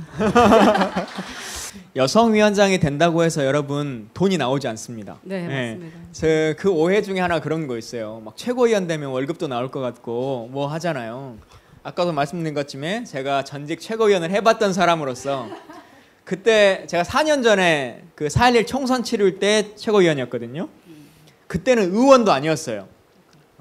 의원은 5월 30일이 돼야 월급이 나오잖아요. 근데 4.11 총선 치를 때니까 3월부터 제가 최고위원을 했는데 전국을 뭐 제주도부터 이렇게 다 다녀야 돼요. 근데 그 비용을 저는 당연히 당이 좀 내주는 건 줄 알았어요. 근데 없어요. 하나도 10원도 주지 않고 저한테 매달 직책 당비를 내야 된다는 거예요. 50만 원. 직책 당비 근데 얼마예요? 물어봤더니 최고위원은 150만 원이에요. 월. 그래서 난 못 낸다. 못 내겠다. 그래서 매달 못 낸다 하고 마지막 이제 최고위원 중간에 그만두게 됐어요. 비대위 체제로 넘어가면서 그러면서 그냥 없는 걸로 하자라고 해서 지금까지 안 냈어요. 예. 그래서 너무 가슴 아픈 게 조금 더 얘기해도 되죠. 사실은 그게 힘들더라고요. 당직을 주시더라고요. 비서실장, 원내대표 비서실장, 또 국회의장, 뭐 대변인 이런 자리를 주셨어요. 그거는 적어도 차관에서 차관 복급이 나와요. 월급이. 그죠? 근데 저는 받을 수가 없었어요. 왜냐하면 그것을 받는 순간 저는 마이크가 없어집니다. 제가 하고자 했던 일을 할 수가 없는 저만을 위한 일이 돼버리는 거예요. 그래서 그걸 내려놓을 때도 무지하게 외로웠습니다. 저 외로워요.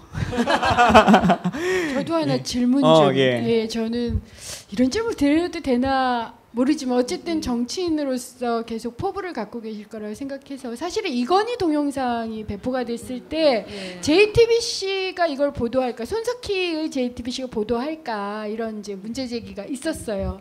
양양자 그러니까 후보님께도 삼성은 뭐랄까 벽이 될 수도 있을 것 같은데 어떤 생각을 가지? 이런 사건이 터지고 했을 때 이런 사건이 터지면 제 친정의 일이니까 가슴 아프죠.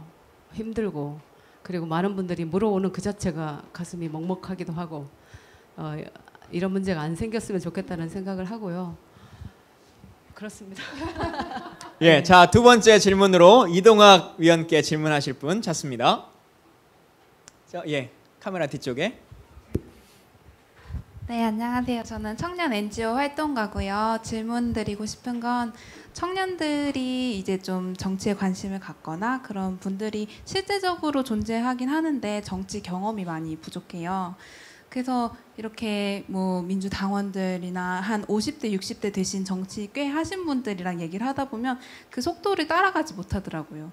저희도 어떻게 보면 전략적으로 이게 전쟁이기 때문에 선거는 사실 전략적으로 승부해야 되는 부분이 있는데 정치 경험을 받을 수가 없더라고요. 저희 역량이. 그래서 열정과 그리고 충분한 어떤 역량도 있고 그리고 어떤 청년이라는 것 자체가 컨텐츠잖아요. 그래서 전달할 수 있는 게 너무너무 많은데 정치 경험이 부족한 것 때문에 어려움을 겪고 있는 친구들 꽤 있어요. 그래서 정치 경험을 확보하기 위해서는 어떤 노력을 하면 좋을까 좀 궁금합니다. 네, 고맙습니다. 질문해 주셔서. 제가 당에 들어왔을 때 그런 느낌을 받았어요. 13년 전에 들어왔어요. 22살에. 당에 딱 들어왔는데 중심이 40대 구성이었어요. 그리고 이제 그 위로 쭉 더 많으셨죠. 그러니까 저와 같은 20대 청년들을 찾기는 어려웠어요.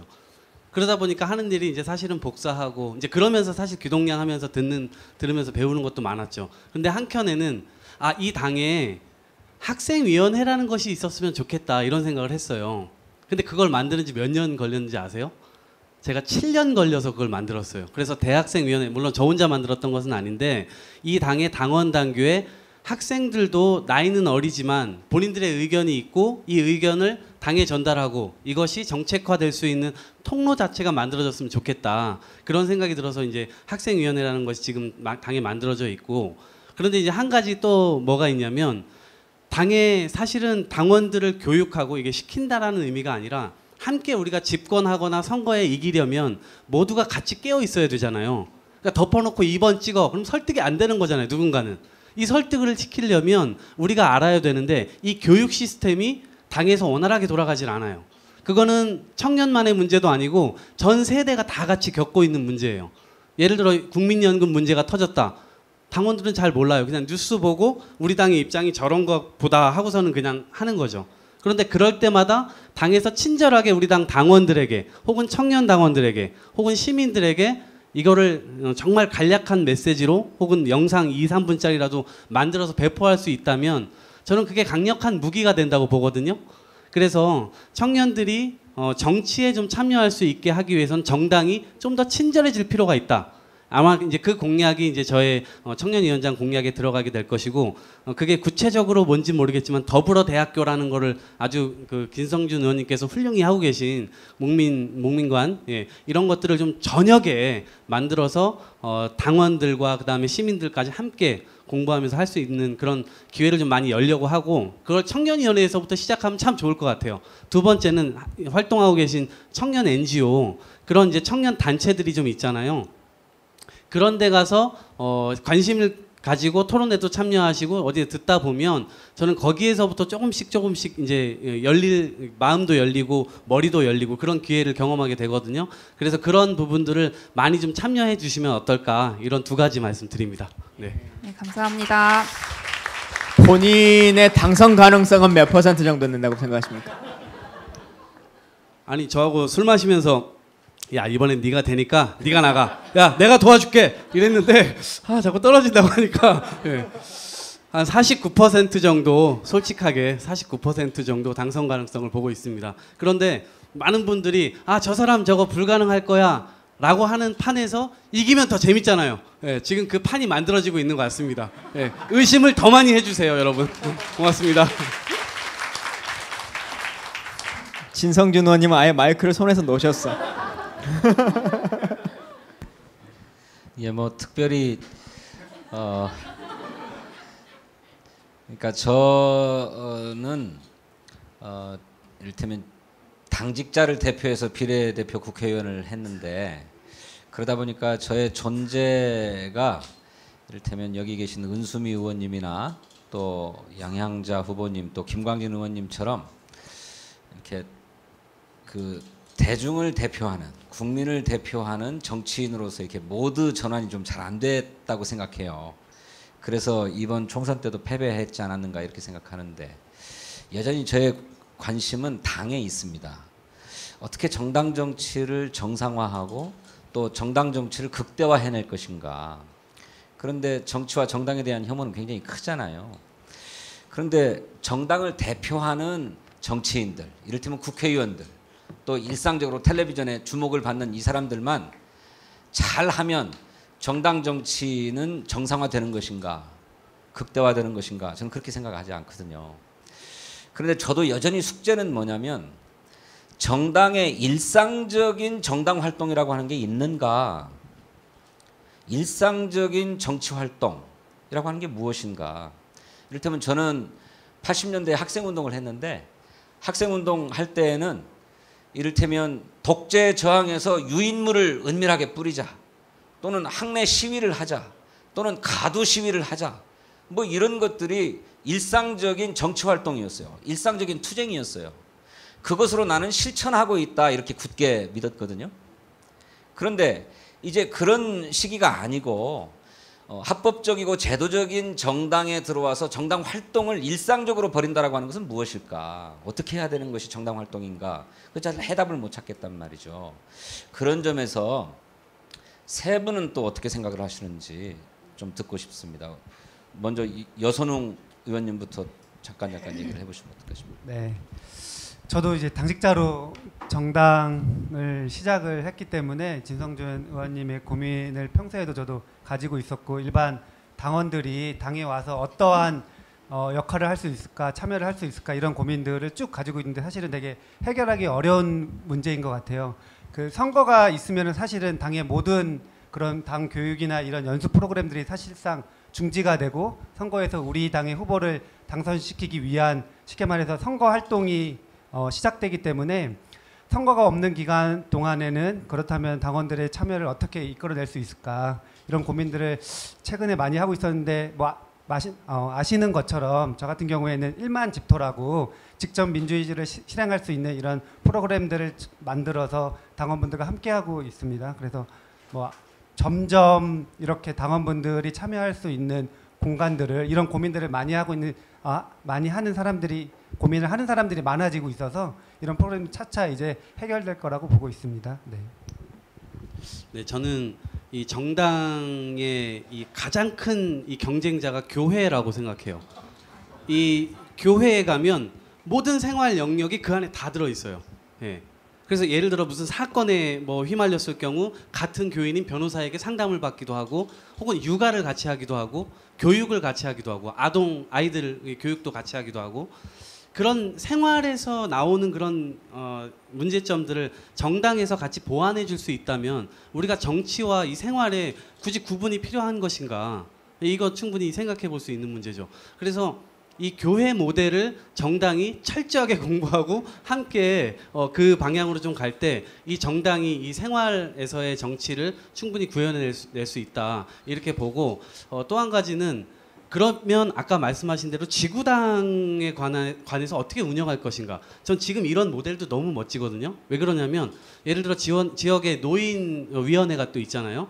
그럼 노인분들과 함께 이런 카페에서 이야기를 충분히 나눌 수 있죠. 그리고 어머니들과도 얘기 나눌 수 있고 아이를 교육하고자 하는 어떤 학부모들과도 얘기를 나눌 수 있죠.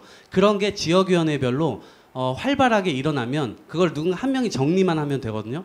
그러면 전국에 250여 개의 지역구 지구당에서 그거를 연구원으로 계속해서 매주 하면 올리는 거고 한 달에 한 번 해도 그걸 올리는 거예요. 그러면 민주정책연구원이라는 당의 어떤 이 연구 싱크탱크에서 매주 혹은 한 달에 한 번씩은 전국에서 어떠한 이슈를 가지고 이야기가 되고 있는지 빅데이터 관리가 가능할 거예요. 그러면 그거 가지고 이 주의 이슈는 이거다라고 먼저 선점해가지고 정책 이슈도 터뜨리고 정책 대안도 제시하고 이러면서 정책 경쟁으로 정치가 좀 넘어갈 수 있는 것이 결국에는 이런 모델로 좀 돌아가야 되는 것이 아닌가 싶고 그거를 사실은 진성준 의원님과 은수미 의원님께서 너무 잘 하고 계세요. 저는 은수미 의원님의 그 영상을 보고 당에서 이런 거를 좀 해야 된다. 네, 은수미 의원님께서 만든 3분짜리 동영상, 5분짜리 동영상 이런 것들. 그다음에 진성준 의원님께서 하고 계신 지금의 지역위원회를 운영하고 계신 방식 이런 것들을 전국화해야 된다. 그럴 때 정당과 이 지금 생활이 긴밀하게 연결될 수 있다. 이런 것들을 우리가 함께 고민해 보면서 실천해 보면 어떨까 이런 생각을 갖습니다. 제가 갑자기 생각난 게 한 가지 딱 시간을 짧게 한번 말씀드리면은 제가 이제 지방 의원으로서 생활 정치를 시작을 하고 있잖아요. 근데 우리가 정치라고 생각하면은 항상 중앙에 여의도만을 생각하거든요. 그런데 이제 여의도를 생각하다 보면은 사실상 일반 당원들이 할 수 있는 그러한 범위들이 굉장히 적습니다. 그런데 이제 그 눈을 여의도에서 자기 지역에 있는 기초단체나 아니면은 광역자치단체에 관심을 돌리면은 할 수 있는 일이 자기가 본인들이 할 수 있는 역할들이 굉장히 많거든요. 그래서 꼭 국회의원만 바라보고 정치라고 생각하지 말고 지방에서 활동하고 있는 저 같은 구의원 아니면 시의원들에게 관심을 갖고 그분들이랑 같이 활동을 하게 된다면은 조금 더 정당 활동이 되게 재밌을 거라고 그렇게 생각을 합니다. 네. 저는 이제 솔직히 고백합니다. 제가 30년간 기업에 있을 때는 정치에 관심이 별로 없었어요. 솔직하게 고백합니다. 저는 제가 첨단 산업을 이끌면서 세상을 바꾸는 중심에 있었지 않습니까? 이걸 개발하면서 왜 관심이 없었냐면 사실은 제가 보국을 하고 있다라고 나라를 위해 일하고 있다라고 생각을 했었어요. 왜냐하면 우리 아이들이 또 여러분들이 정말 편안한 세상을 살게 해주는 사람이구나 이렇게 생각을 했었습니다. 근데 우리 이제 전 대표님께서 저를 그 입당시킨 두 번째 이유를 아까 말씀드렸는데 기업에 특히 이제 삼성에 기술이 앞서가잖아요. 근데 우리가 정치가 못 따라가요. 라는 얘기였어요. 그리고 저도 그렇게 생각했던 게 뭐냐면 이야기를 나누면서 자 봅시다.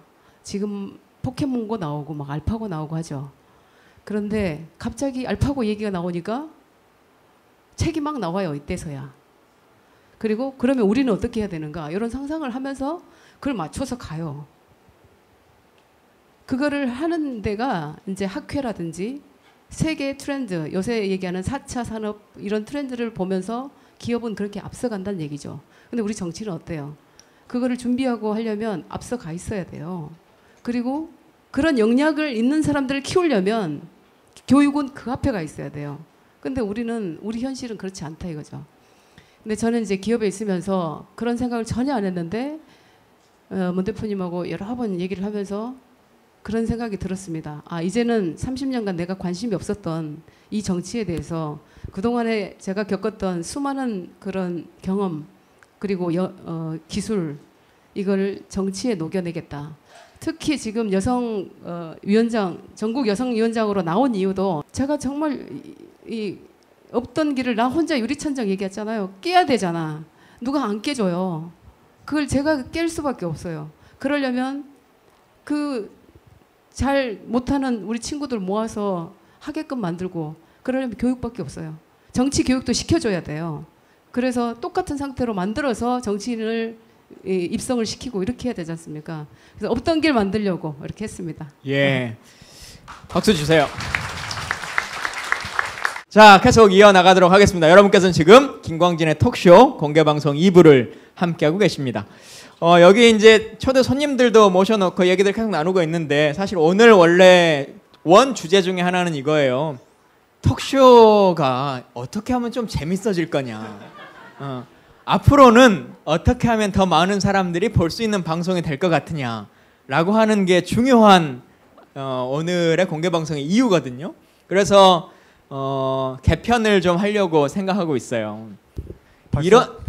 이렇게 좀 개편했으면 좋겠다라고 한 아이디어 있으면 손 들어주시고 여기 계신 분들 중에서도 혹시 출연해 보신 적도 있고 뭐 방송을 보신 분도 있으니까 이렇게 좀 바꿔봤으면 좋겠다 하는 아이디어 있으시면 알려주십시오. 예. 제가 아까도 말씀드렸는데 재밌다라는 게 웃긴다라는 얘기만은 아니거든요. 사실은 폐부를 찌른다. 그러니까 저도 팟캐스트를 여러 번 듣고 있으면 예를 들어서 무슨 주제가 뜨면 그 팟캐스트를 꼭 들어요. 그런 게 생겨요. 유명한 사람을 초청해서 생기는 것도 아니고 실제로 뭐 웃기는 경우도 있지만 폐부를 찌를 때 팟캐스트를 듣게 되는 것 같아요. 저는 그래서 팟캐스트의 구독층들이 도대체 왜 팟캐스트를 듣는지를 좀 검토를 해보시면 단지 웃겨서만은 아니고 그래서 저는 김광진 톡쇼의 칼라를 뭘로 갈 것인지 제안해 주세요. 지금? 네. 그 공짜로는 안 돼요. 그래요? 예.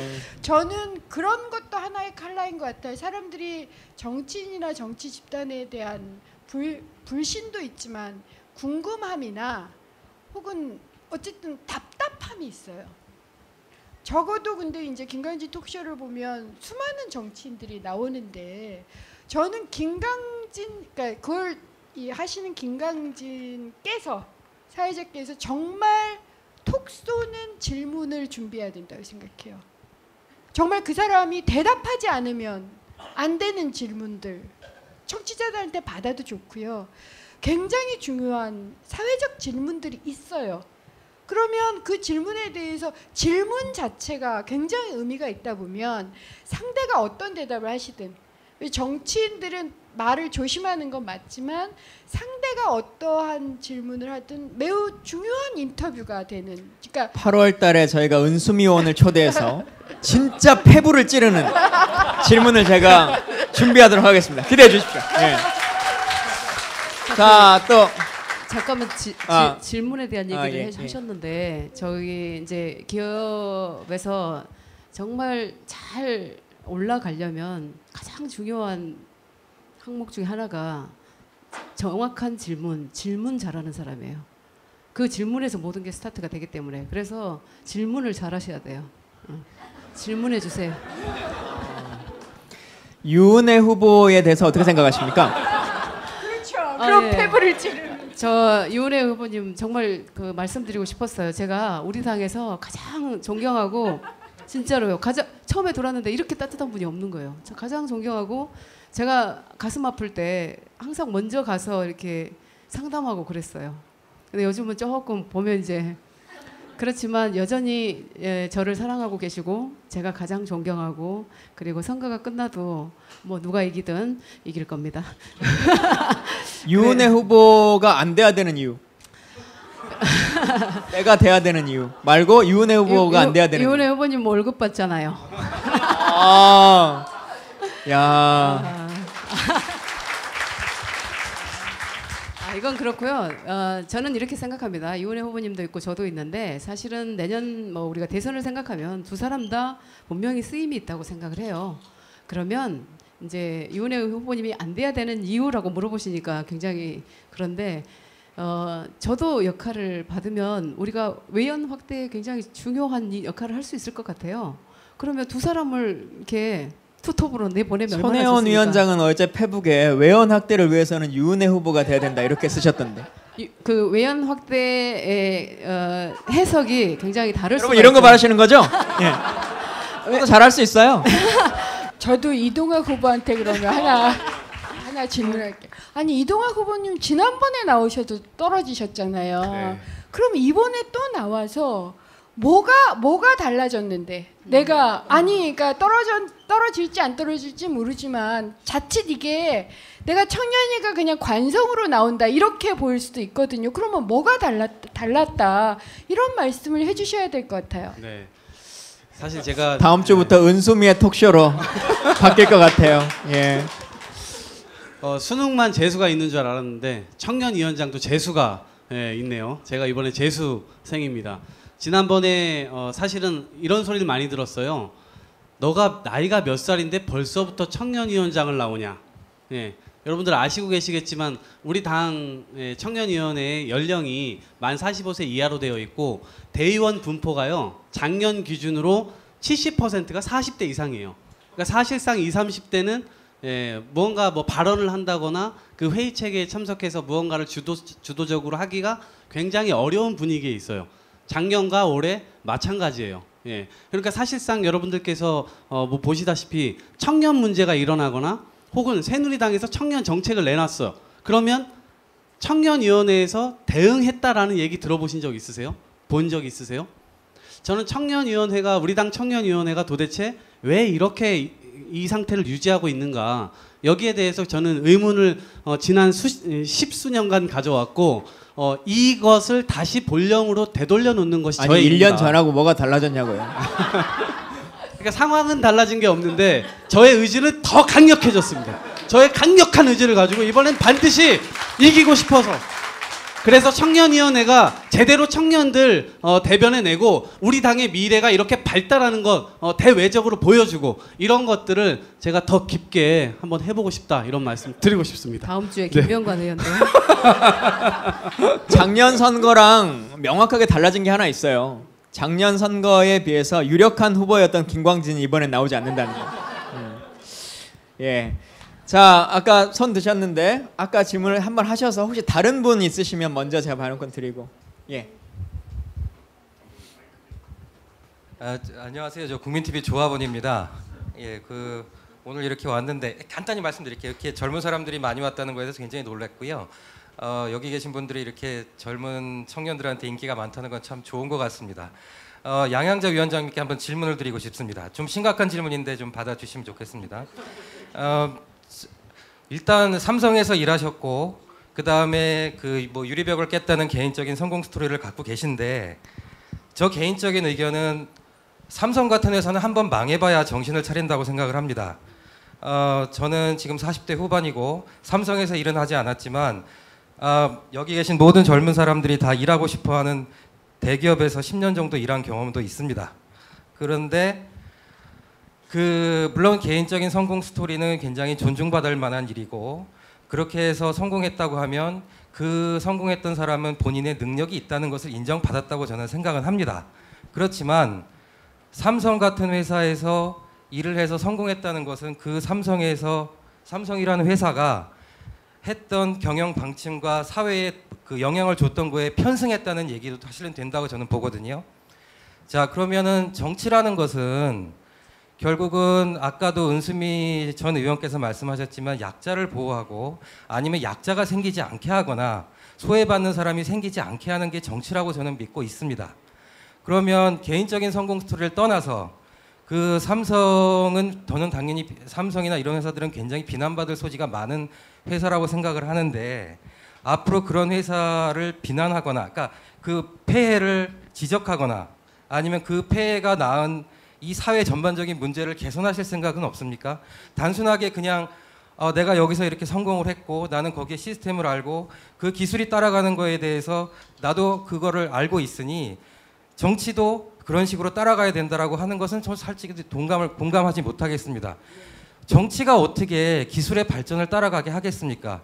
기술의 발전이 있고 시스템화되어가는 여러 가지가 있겠지만 거기서 굉장히 근본적으로 소외받는 사람이 없도록 해야 되고 문제가 생기지 않도록 하는 것이 저는 정치라고 보는데요.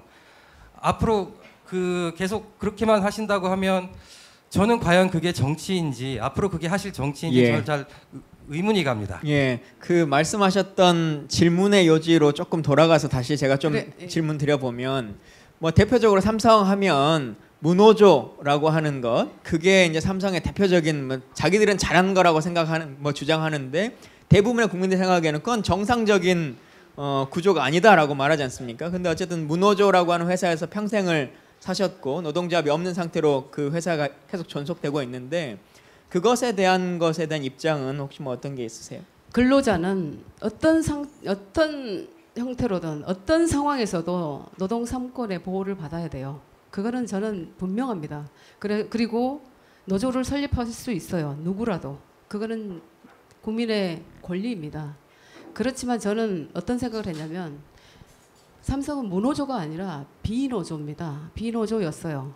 그래서 저는 조직을 이끄는 사람으로서 그렇게 노조 활동이 필요 없을 만큼 해야 되겠다라고 저는 생각했던 사람입니다. 그 전에 노동자들을 먼저 생각하고 근로자들을 먼저 생각해주고 그러면 노조가 없이도 잘 갈 수 있으면 좋겠다. 그건 아이디어라는 거고요. 근데 그렇게 지향을 해야 된다고 일단 생각을 하고 그렇게 일을 해야 된다고 생각합니다. 저는. 그만큼 사용자들은 노동자들한테 먼저 해줘야 된다. 그럼에도 불구하고 노동자들이 불합리하고 탄압을 받는다든지 그런 일이 있으면 그 권리는 분명히 열어줘야 된다고 생각을 하고 만약에 지금 나왔지만 삼성이 앞으로 전혀 아닌 뭔가 정책이라든지 노동자를 탄압한다든지 그러면 제가 그냥 볼 수 없죠.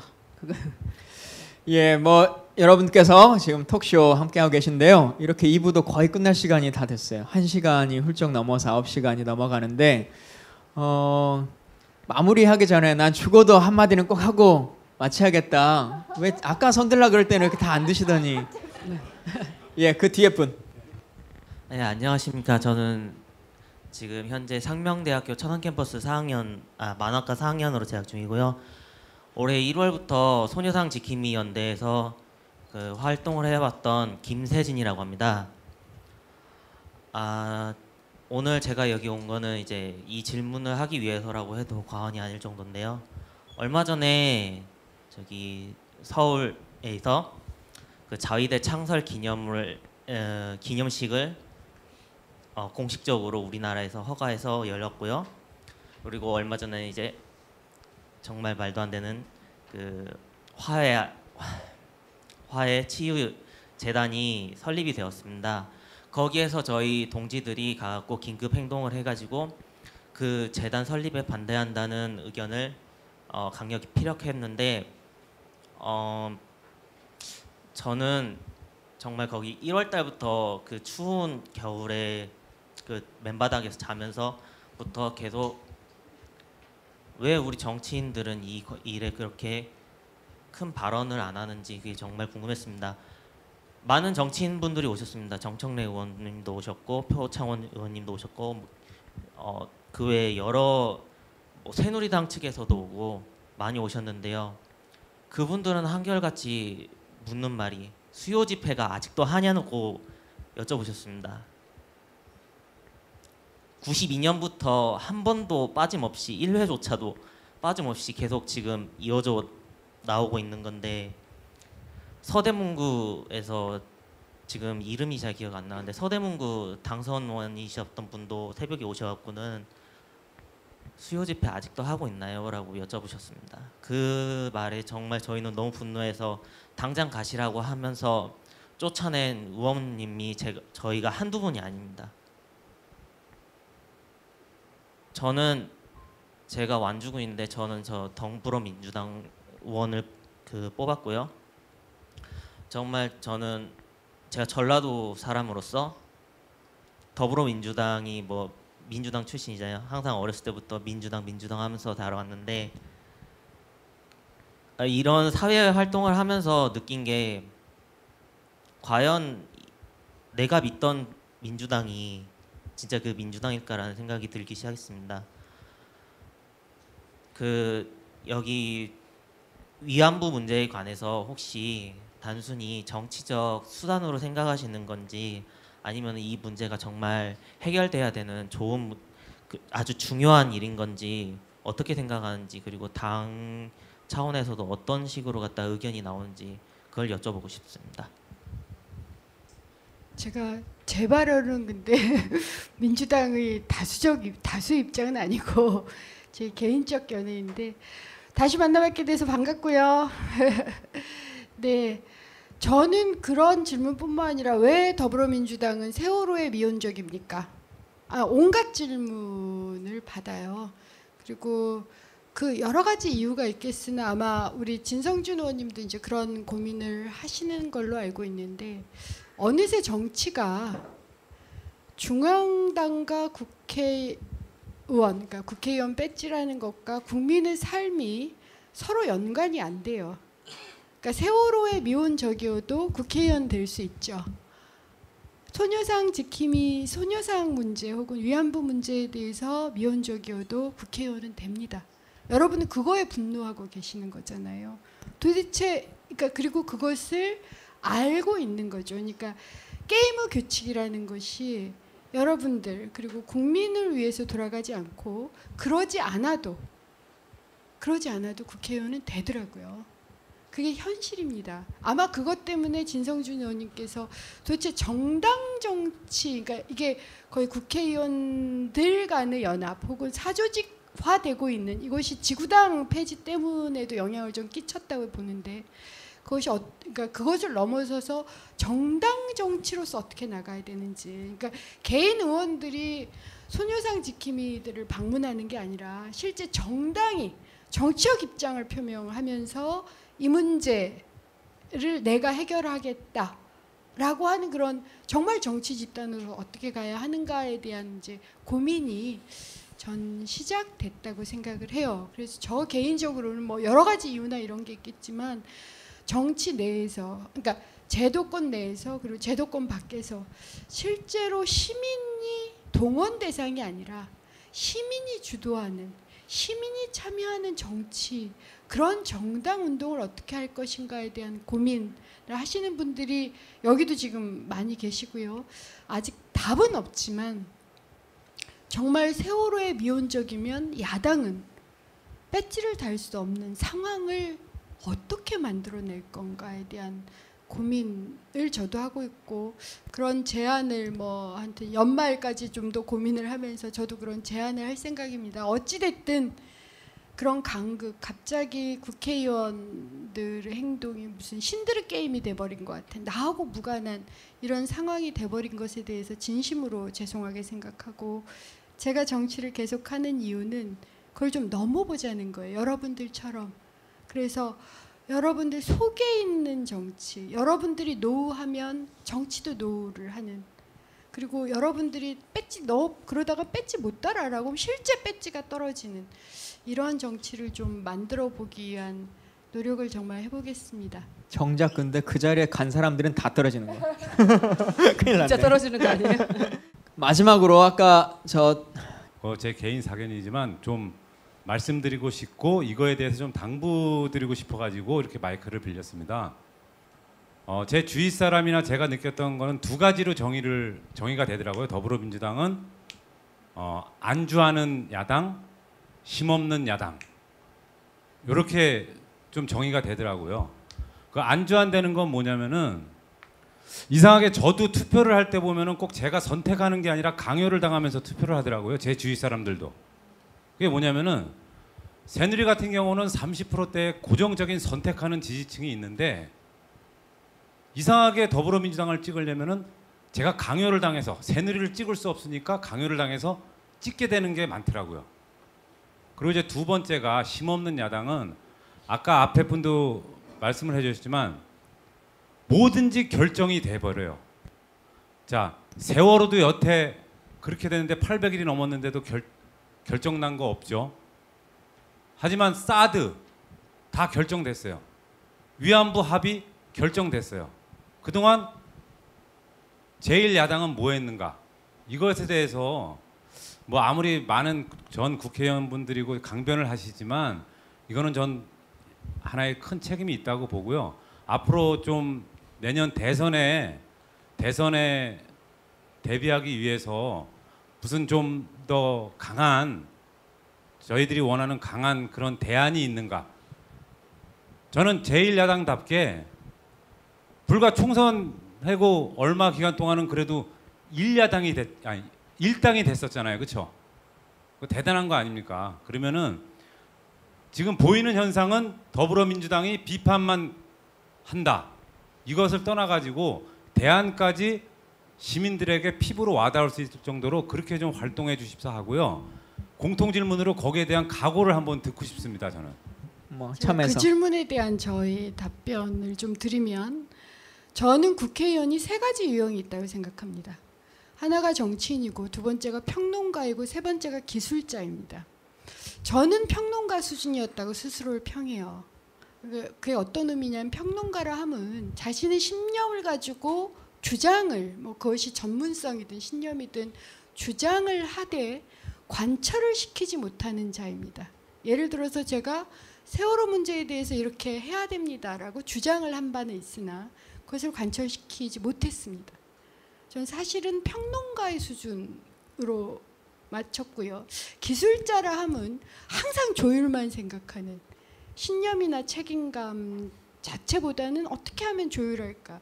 사실은 정치인이 굉장히 드문 것이 우리나라 의원 세계의 현실이 아닌가 싶고요. 저의 고민은 그렇습니다. 기술자나 평론가에서 어떻게 하면 제대로 된 정치인이 될까. 나의 신념뿐만이 아니라 그것을 관철시킬 수 있는 용기와 힘, 이것을 가진 사람들이 어떻게 많아질 수 있을까. 전 그것이 저희 과제이고 고민이라고 생각하고요. 그것은 국회의원이든가 원외 정치이든 원내 정치이든 전 마찬가지라고 생각합니다. 원외 정치인이 훨씬 더 힘들긴 하지만 그 4년 동안 제가 평론가를 넘어서서 정치인으로 거듭날 때만이 제가 재선에서 다시 국회에 들어갈 때도 저는 평론가를 넘어선 정치인이 될 수 있다고 생각하고요. 그 길을 여는 것이 제 뒤에 이어서 또한 정치인이 되실 분들에게도 기여하고 또한 여기 계시는 여러분들이 답답함에도 부응하는 길이라고 생각합니다. 그 문제는 꼭 해결해서 보여드리겠습니다. 여러분들 더 하시고 싶은 말씀도 많으실 것 같고 또 그 손들어서 말하지는 못했지만 그래도 꼭 참고 있는 분들이 많으실 것 같아요. 그런 것들은 또 후기 게시판이나 이런 것들을 통해서 얘기 많이 나눴으면 좋겠고 긴 시간 이렇게 함께 해주셨는데 한마디씩 마무리 말씀 이렇게 하시면서 김광진의 톡쇼 공개방송 마치도록 하겠습니다. 먼저 여선 의원부터 이렇게 들어가겠습니다. 네, 오늘 초대해 주시고 또 좋은 질문들 많이 해주셔서 고맙습니다. 네. 처음 사람이 이렇게 짧게 하면 두 번째 사람이 어떻게 해야 될지. 저는 오늘 굉장히 많이 배우고 가는 것 같아요. 질문들 해주시는 거 보면서 스스로 또 성찰하게 되고 이랬던 것 같아요. 근데 제가 지금 느끼는 우리나라의 상황이 통째로 뭔가 인간적인 것을 좀 잃어가고 있다? 이런 느낌을 많이 받아요. 우리가 인간적인 것을 잃어가고 있다라는 게 차가워지고 있고 또 누군가가 고통을 받고 있어도 그게 무뎌지게 되고 이런 사회로 계속해서 흘러가고 있는 것 같아요. 그래서 이 사회가 과연 그렇게 된다면 미래에 우리 아이들에게 어떤 사회가 물려지게 될 것인가, 이거에 대해서 우리가 성인이니까 한번 그런 것들을 한번 고민해 보고 어떻게 하면 그래도 결국엔 그 일을 하는 게 맨 앞에 서 있는 게 정치가들이잖아요. 그래서 그 흐름에 정치가들을 비난하거나 이런 건 너무나 쉬운 일이죠. 그런데 정치가들에게 응원도 주고 실제 우리가 생각하고 있는 바대로 정치가들이 움직이게 할 수 있고 실제 그래서 조금이라도 인간적인 것들이 더 이렇게 품어져 나올 수 있는 사회를 만드는 것이 우리들이 모두가 좀 해야 될 과제가 아닌가 이런 생각을 가졌고요. 저 역시도 그런 입장에서 자유로울 수 없기 때문에 더 열심히 해보겠다는 말씀 드리겠습니다. 고맙습니다. 정치에 참여하지 않는 가장 큰 대가는 가장 저질스러운 인간들의 지배를 받게 되는 것이다라고 플라톤이 얘기했죠. 여기 오신 분들에게 경의의 마음을 표합니다. 고맙습니다. 네. 저는 오늘 아침 조조로 부산행을 봤는데 그 부산행에서 자기 자신이 사랑하는 사람들을 위해서 좀비 생물이 되는 사람이 4명이 있더라고요. 그래서 굉장히 가슴이 아팠는데 다른 한편으로는 정치란 저렇게 자기가 사랑하는 사람들을 위해서 헌신하고 결국 그 사람들이 열린 터널을 통해서 마지막 3명 뱃속에 있는 아이하고 그 엄마와 수환이가 터널을 어쨌든 뚫고 나가죠. 그것이 희망일지 아니면 더 어려운 길일지 모르지만 어쨌든 그 마지막 3명을 위해서 좀비가 되어버렸던 그런 진정한 사랑, 그런 사랑하는 자세가 저는 정치인에게, 저에게 필요하다고 생각합니다. 그래서 꼭 말씀드려요. 정말 여러분을 열심히 사랑하겠습니다. 감사합니다.